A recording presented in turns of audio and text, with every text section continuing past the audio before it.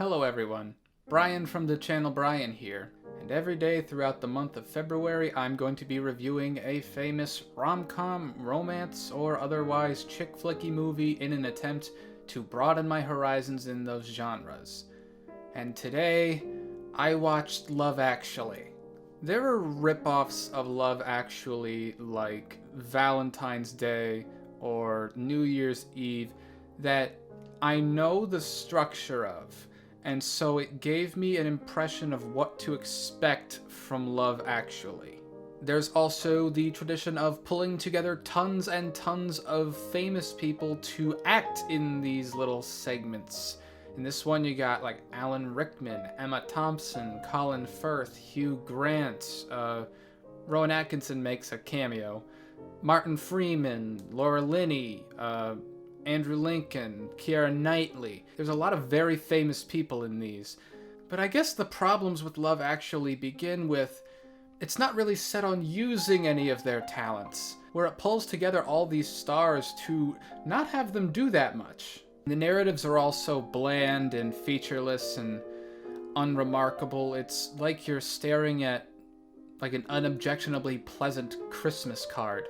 It's just something you look at, you say, oh, that's cute, and then you get rid of it. But people love this movie, and I think I know why. Love Actually is very manipulative in its plot structure. Love Actually takes a different approach to a romantic comedy in that instead of one larger overarching narrative, there are a bunch of tiny fragments of ones.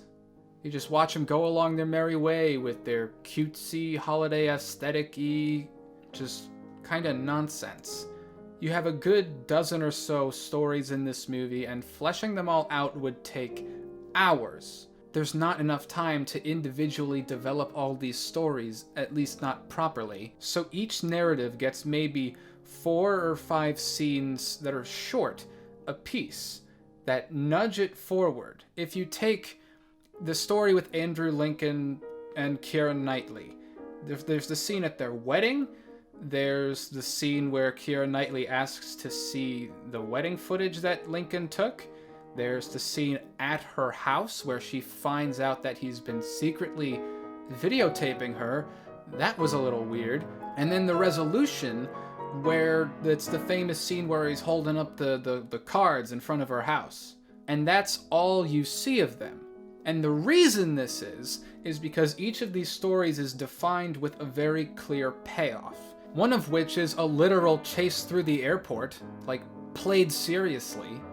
So when you get to the point in the movie where it's time to pay all these stories off, you have one scene of payoff for every single narrative, which means a good dozen or so payoffs in a row. Now what this does, even though the scenes are short, that's like a half an hour worth of climaxes. So it's tricking you into thinking that there's more climax than there actually is because it's 30 minutes long, but it's made of these little insubstantial story nuggets that are not earned. There's just so many of them, it thinks you won't notice. I was not invested in any of these stories because they're just so simple and so just featureless and bland. It's like a parody of what I thought Love Actually would be.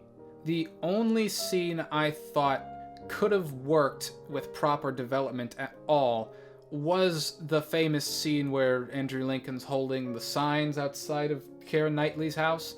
Even though if Chiwetel Ejiofor answered the door, I'm not really sure what his plan B was. It felt like that part could have worked in a movie that wasn't Love Actually.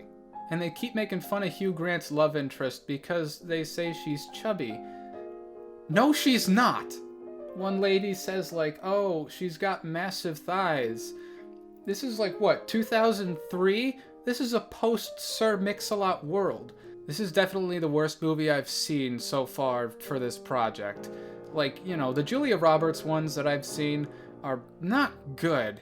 But this one is actively squandering talent and manipulating the audience into a reaction that it doesn't earn. I am going to give Love Actually a 3 out of 10. I did not like it at all. would not buy, would not rent, would not watch again, not funny, didn't laugh, you're going to lose subscriber, bad movie. Well, anyway, if you like not only words but the way I arrange and then say them, please consider liking this video and subscribing to my channel, Brian from the channel Brian, and here's hoping that whatever I review tomorrow is better than Love Actually. Thank you and goodbye.